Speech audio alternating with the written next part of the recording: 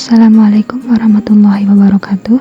Saya Rabiatul Adawiyah di sini mewakili kelompok saya untuk menyampaikan hasil diskusi kami mengenai evolusi sistem pakar,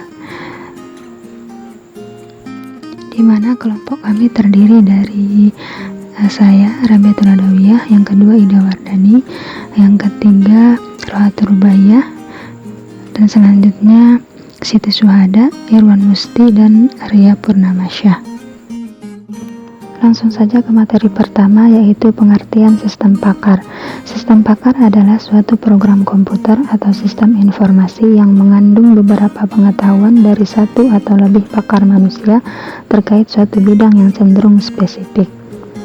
Maksudnya di sini adalah sistem pakar ini berusaha mengadopsi pengetahuan manusia ke komputer agar komputer dapat menyelesaikan masalah seperti yang biasa dilakukan oleh para ahli.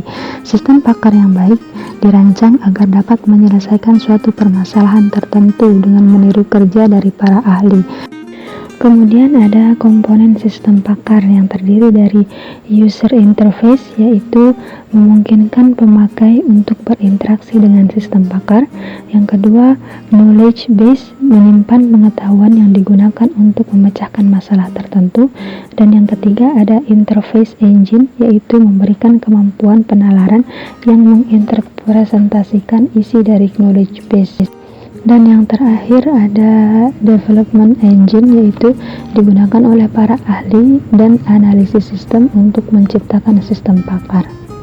Materi selanjutnya yaitu bentuk sistem pakar. Pertama, berdiri sendiri. Maksudnya di sini adalah sistem pakar merupakan software yang berdiri sendiri dan tidak tergabung dalam software lain. Yang kedua ada tergabung, yaitu merupakan bagian program yang terkandung di dalam suatu algoritma atau konvensional.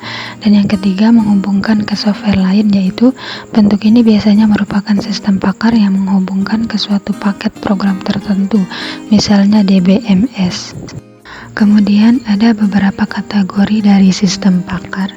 Yang pertama ada interpretasi, yaitu penganalisisan data untuk menjelaskan suatu data. Yang kedua ada diagnosis, yaitu proses mendiagnosis sesuatu, pendeteksian penyakit untuk makhluk hidup berdasarkan data. Yang ketiga pemantauan, yaitu secara terus-menerus menginterpretasi isyarat atau sinyal dan bertindak jika intervensi diperlukan. Dan yang keempat ada ramalan, yaitu membuat ramalan masa depan berdasarkan model lepas atau sedia ada.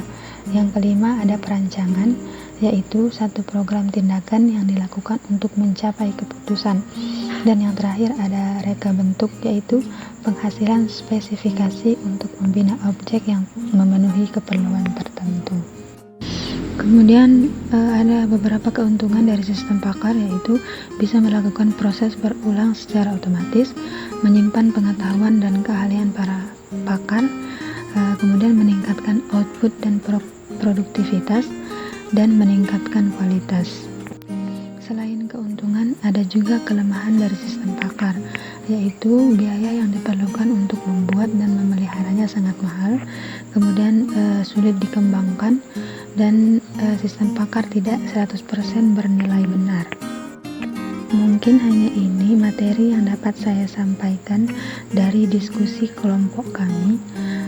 Jika ada kesalahan dalam penyampaian materi, kami mohon maaf. Wabillahi taufiq wal hidayah. Assalamualaikum warahmatullahi wabarakatuh.